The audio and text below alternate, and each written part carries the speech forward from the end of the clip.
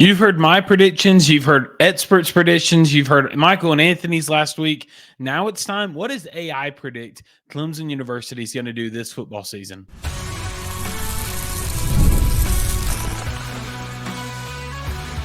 You are Locked On Clemson, your daily podcast on the Clemson Tigers. Part of the Locked On Podcast Network, your team every day.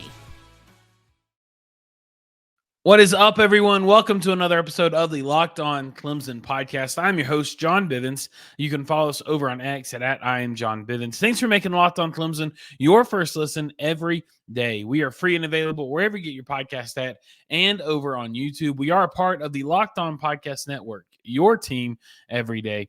After you listen to this podcast, make sure you go check out one of the many other podcasts with Locked On Podcast Network. But here on Locked On Clemson, you're getting three things: all sports, all passion, all of the time. We're bringing you everything you need to know regarding Clemson Tigers football and more. On today's show, we're going to talk about AI predicted schedule for Clemson, talk about the coaches poll, how that poll was just released recently, and we're going to talk about our wide receiver room. What does our wide receiver room consist of? Who are the players? All that kind of stuff. Today's episode is brought to you by Gametime. Download the Gametime app now, create an account, use code LOCKEDONCollege for $20 off your first purchase. Terms apply. And so we gave you our prediction. Our prediction is that Clemson goes 11-1, wins the AC championship game, and is in the playoffs. I could see them making a run there. You've heard Michael and Anthony's. They predict them finishing third in the ACC, not even making the ACC championship.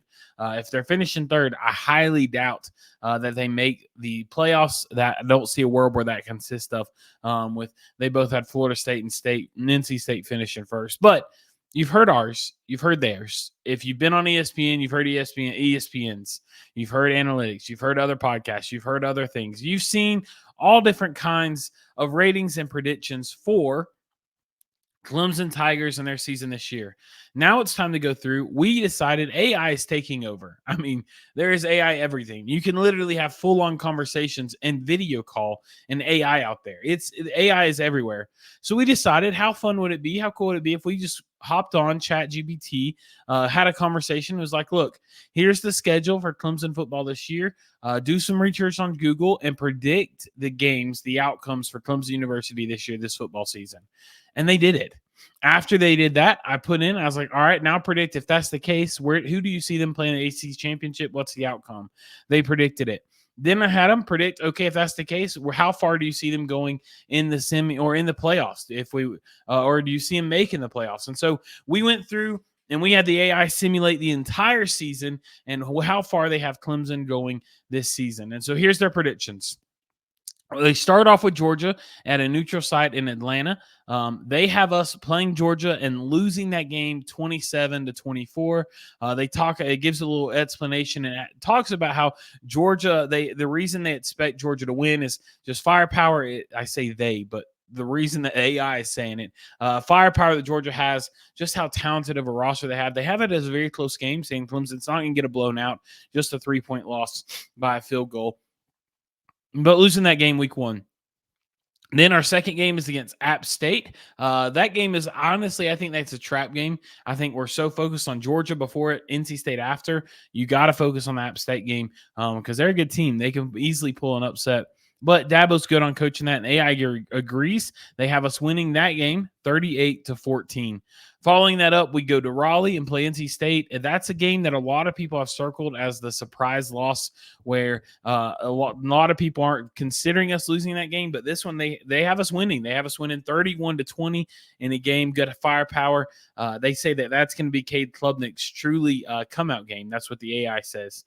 Next, we play at home against Stanford, have us winning that game 35-17.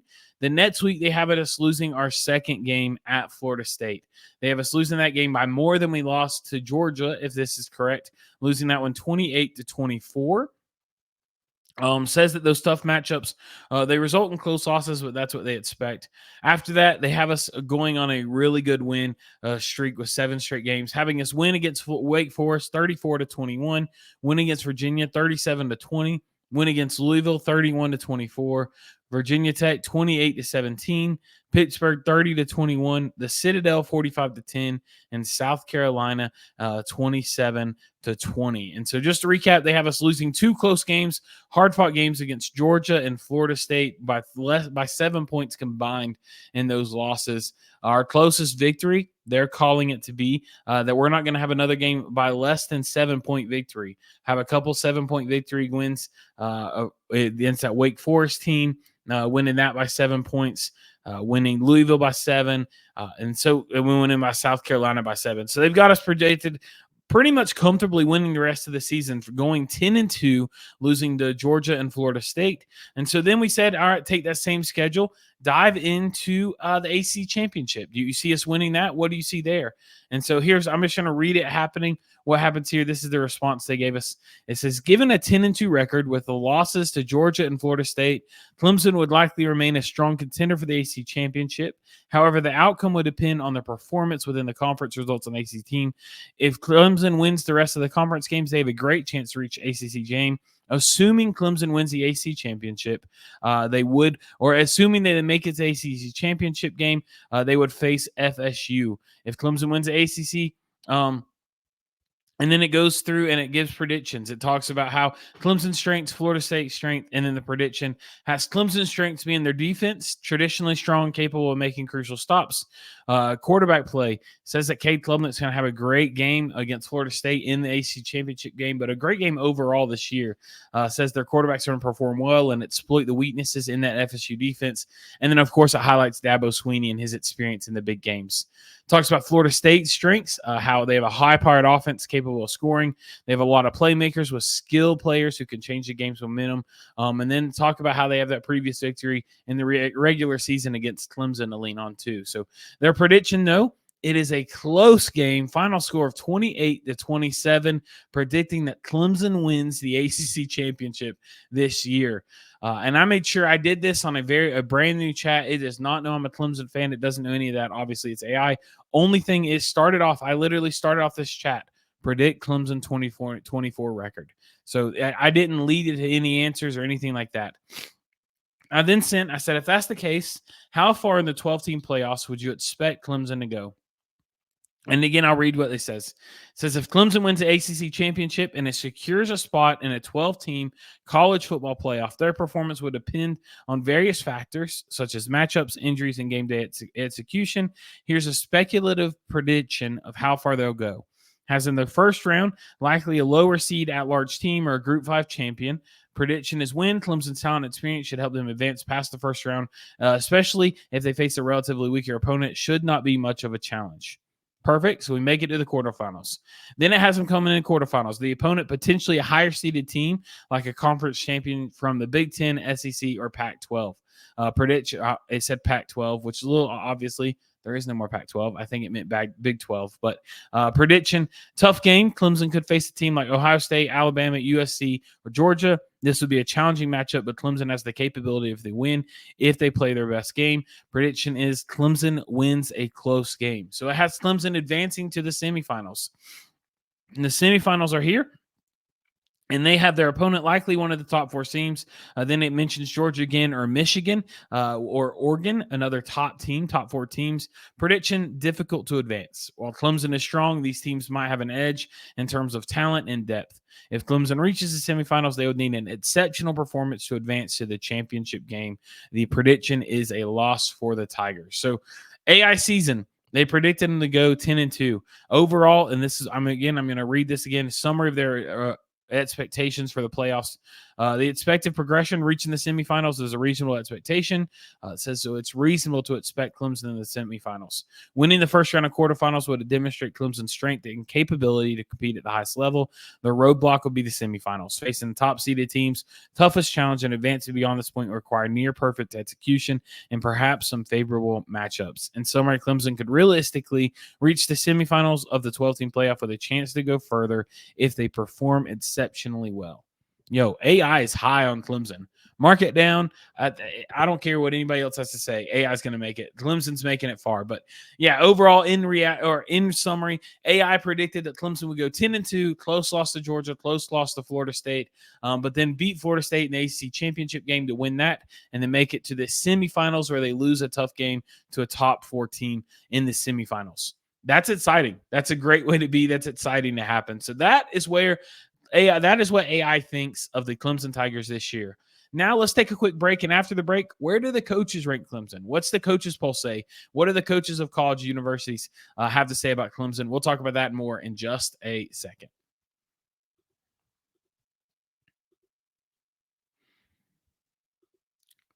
MLB is in full swing. Very little is better than a game day at Clemson University, but MLB games are right up there with them. I love going to different ballparks and feeling the vibe and energy of the stadium. My go-to place for tickets is the Gametime app. Gametime is an authorized ticket seller for MLB games, and they're the easiest place to go for all your ticket needs, whether it's in advance or day of. Prices on the Gametime app actually go down the closer it gets to first pitch. With killer last-minute deals, all-in prices, views from your seats, and the lowest price guaranteed, Gametime takes the guesswork out of buying MLB tickets. I don't know who you're a fan of. Probably a lot of Braves fan listening. I'm a Padres fan, big Manny Machado fan. I don't want to hear about the effort. He's a great player. But, hey, Padres just won an amazing game last night. I'm listening to the Locked On Padres show first thing this morning. It was an exciting game. Wish I could have been there. But if I was, Gametime would have been the place I bought my tickets. Some of my favorite thing about Gametime is I love the fact you get 60% off when you're buying last-minute tickets. I love that almost every single seat before you buy gives a panoramic shot of your seat so you know what to expect. Take the guesswork out of buying MLB tickets with Gametime. Download the Gametime app now today. Use code LOCKEDONCollege for $20 off your first purchase. Terms apply. Welcome back to the Locked On Clemson podcast. Thanks so much for making us your first listen. Now, go check out one of the other Locked On Podcast Network shows, like the Locked On College Football Podcast. From NIL deals to never-ending conference realignment rumors, Spencer McCaughlin gets you ready for an excited season on the gridiron. You can find the link to Locked On College Football in the description, so you don't need to search. They are a part of the Locked On Podcast Network, your team every day. And so that was the AI poll. I don't know about y'all, but stuff like that interests me. I love reading predictions. AI is just a fascinating thing. I love trying to go through and have a conversation. Side note with Clemson, one of my favorite conversations to have is to start asking it questions about religion. I'm not going to preach on the show, but I believe in Jesus Christ. He is my Lord and Savior. And I have a relationship with him. I spend time with him. But I love going on Chat GPT and just asking him questions about Jesus, talking about the faith that it has, talking about what faith is to AI. It's a really interesting topic. So go try that out. I didn't plan on saying any of that, but AI stuff interests me.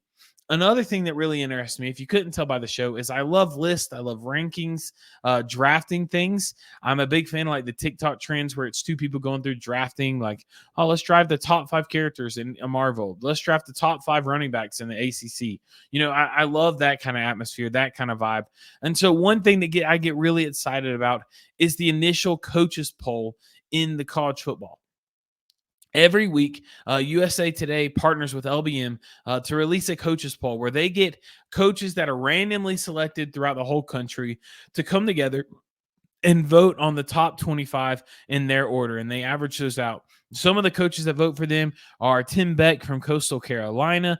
You have Jeff Brom from Louisville, Farron Brown from Syracuse. You've got some other coaches too, such as Jamie Chadwell from Liberty. There's some other Ryan Day from Ohio State, Mike Elko, Texas A&M, Tony Elliott from Virginia, Marcus Freeman, Notre Dame, Butch Jones from Arkansas State. There's so many. I could go on and on and on. There's so many coaches that are part of this that were selected this year. What they put is here's their top 25. Before we get there, just some people that didn't make the list, just barely. Washington barely didn't make the list. Louisville didn't. Virginia Tech didn't. SMU didn't. But all of them are really close in receiving votes. North Carolina is also on that list. So a lot of schools up there. But their top 25 was this. Iowa, I'm starting at 25. Iowa, Kansas, USC, NC State makes the list. Arizona, Texas A&M, Miami is at 19th. Oklahoma State, Kansas City, Oklahoma, or Kansas State, Oklahoma, Tennessee. Clemson comes in at 14. Utah, LSU, Missouri, Florida State comes in at number 10. Penn State, Michigan, Notre Dame, Mississippi. In the top 5 is Alabama, 4 Texas, 3 Oregon, 2 Ohio State, and number 1 is Georgia. So the ACC has 4 schools making this list, with 4 other schools receiving votes. Again, those schools receiving votes were Louisville, Virginia Tech, SMU, and North Carolina. So those 4 received votes but didn't make it. Or Syracuse also did 12. So there's other schools didn't. But Clemson comes in at 14th on the coaches poll. And I told you, I like lists, I like rankings, I like this kind of stuff. What's interesting about the AP poll, and the reason I get more excited for it than I don't know, the AP poll or anything like that, or the way too early poll release, all that kind of stuff. I like the coaches poll because it's guys that are living this. It's guys that are chasing this. They're chasing top 25. They're guys that are living it. Some of the coaches are on this list. I mean, Ohio State's coach did it, and they're all the way up at number 2, right? So there's these coaches that are in the middle of this, that are living this day in, day out, trying to get on this list. And they're voting. Kirby Smart's number 1 overall. He's a part of this list voting for this. So you've got the top coaches on here voting of the other schools in the nation. And what I love seeing this, in NC State Locked on Wolfpack, they put out a great episode 2 days ago that talked about this. I think it was 2 days ago.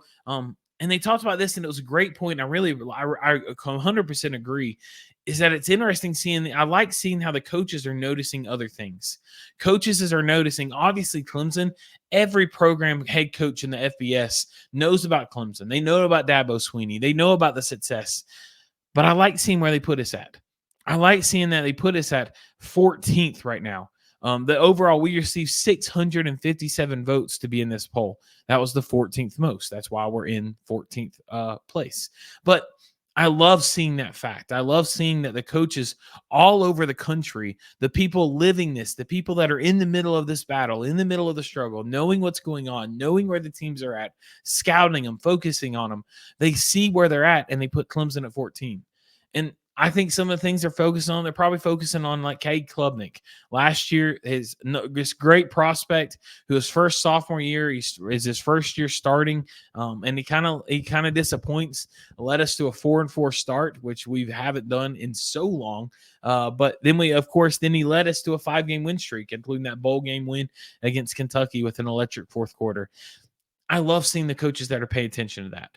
They're seeing this defense, right? I mean, Clemson defense is electric. We're a top 10 defense every single year. The coaches see that, and they vote for this. I like seeing how NC State's being on the rise. And this is, again, Wolfpack did a great job talking about this, but the Locked on Wolfpack show. But NC State's on the rise, and I love seeing how coaches are. The ACC is falling apart. The ACC is losing track. It's going downhill. It's not going to be a conference, right?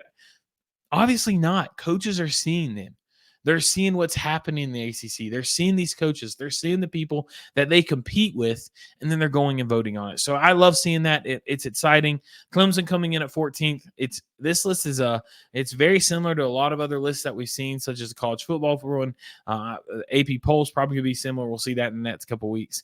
And so I don't know. I just love it. I think 14 is a good spot for us. I like that. There's a little bit of room to drop down if we lose that Georgia game week 1 and still be ranked. But there's also room if we beat Georgia, we skyrocket and we jump up the list. So I like the spot we're in, right in the middle of the pack. Like to see that. But yeah, that's where we are on the coaches poll. Now let's dive in a little bit more detail. What we talked about how we're going to do this, but let's look at the wide receiver room. I want to truly go through and let's dive into who our wide receivers are, what years are they, what can we expect, who's going to lead the way. We're going to talk about all that and more in just a second when we get back from a quick ad break.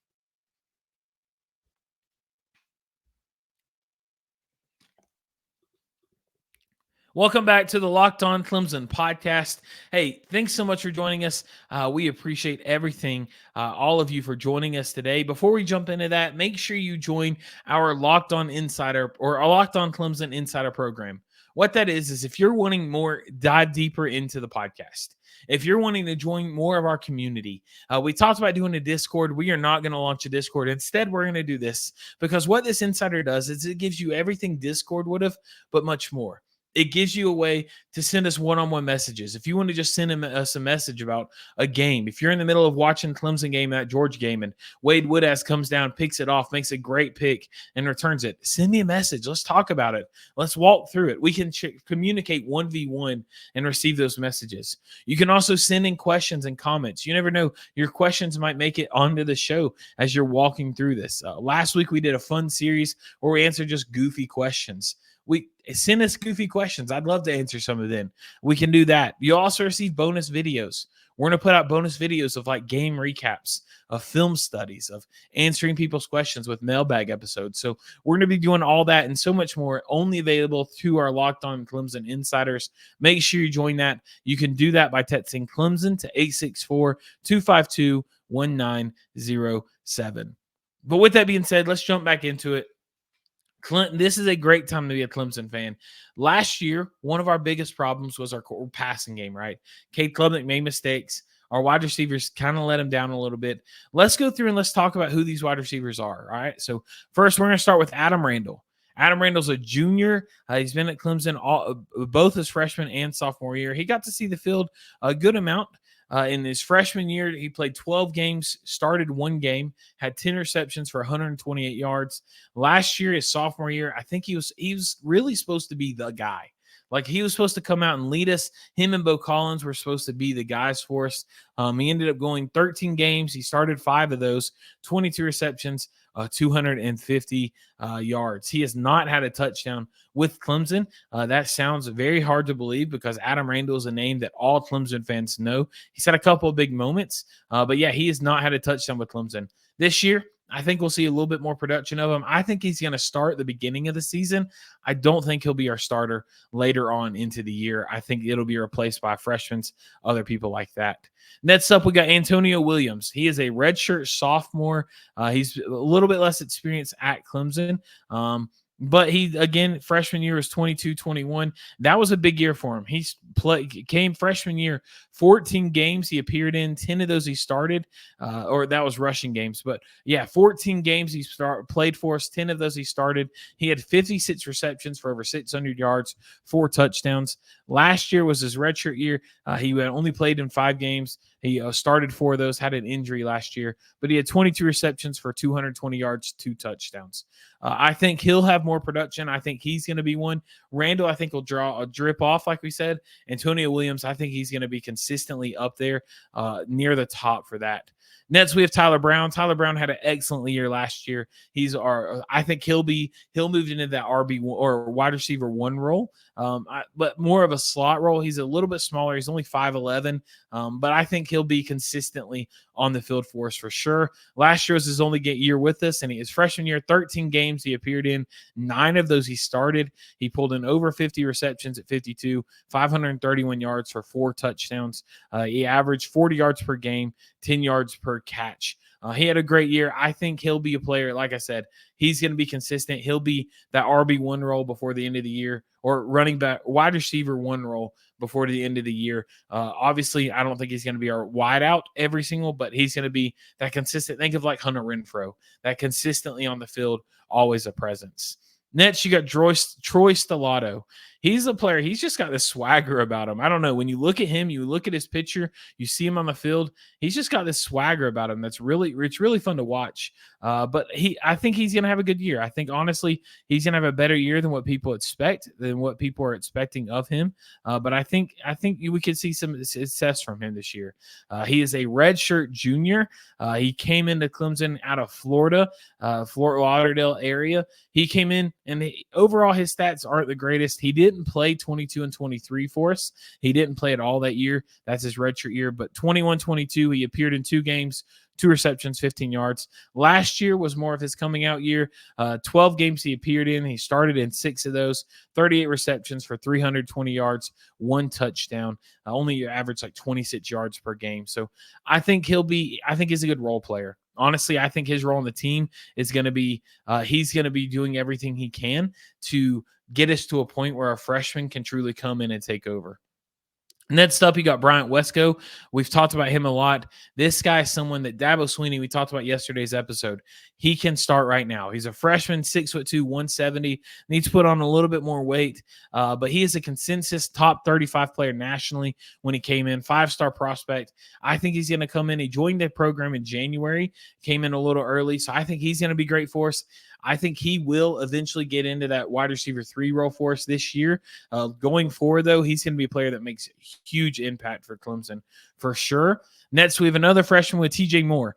This guy is the one that I think day one he's going to make an impact, right? I think he's got the size. He's 6'3". He's already 190. He's again out of Florida. He's the guy. He was a top 100 overall player, 5-star, or I think he was a 4-star recruit. No, he was a 5-star recruit. He ended up as a 5-star, started off as a 4-star, but ended up as a 5-star. He's great. He's going to make an impact. He's explosive. Other wide receivers, such as Tyler Brown and Antonio Williams, have talked about him, said he's got the swagger to him, and says sometimes they're pulling that back from him, trying to rein him in a little bit more. But TJ Moore is going to make a big influence for us this year. We're only halfway through. We've still got 6 more to talk about. Cole Turner. Cole Turner's an interesting one.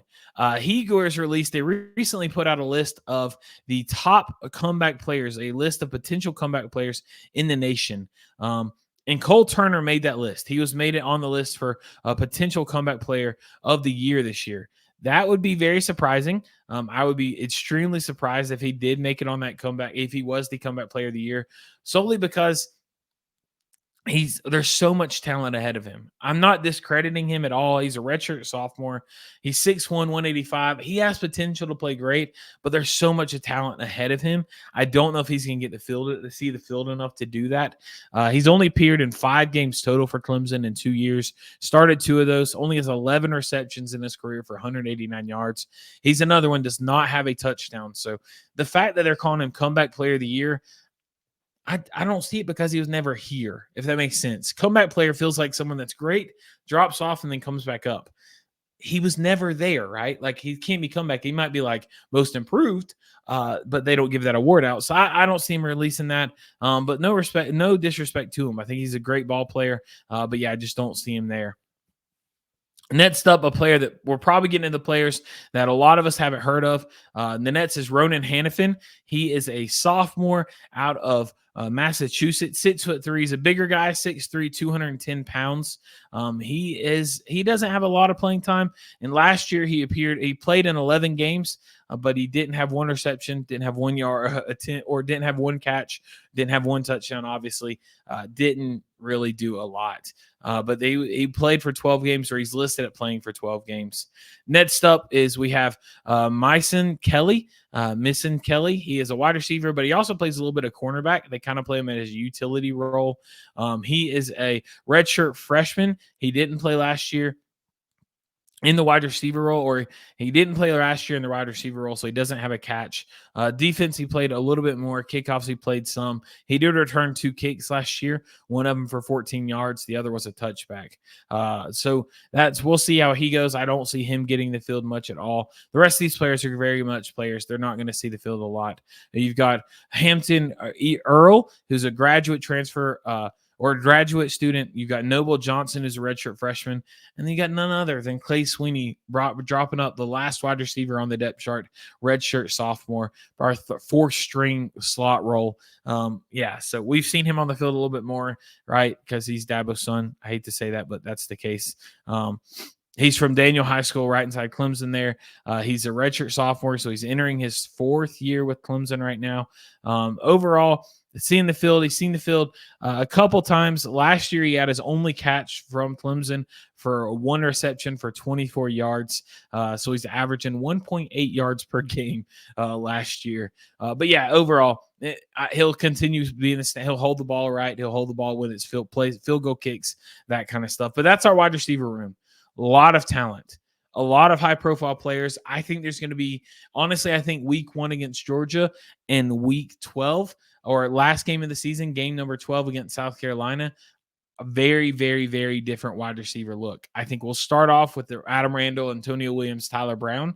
Into the season, I think it'll be more TJ Moore, Antonio Williams, Tyler Brown, and then Bryant Wesco getting a lot of reps as well. Troy Stellato falling off towards the end of the season, middle of the season area. So I think it's going to look very different, but it's exciting. I think this year our wide receivers will return to that consistency that we know of. The wide receivers will return back to that group that they can play well, they can catch, they're not dropping everything, they're not fumbling, they're running the right routes. There's not a lot of missteps, miscommunication.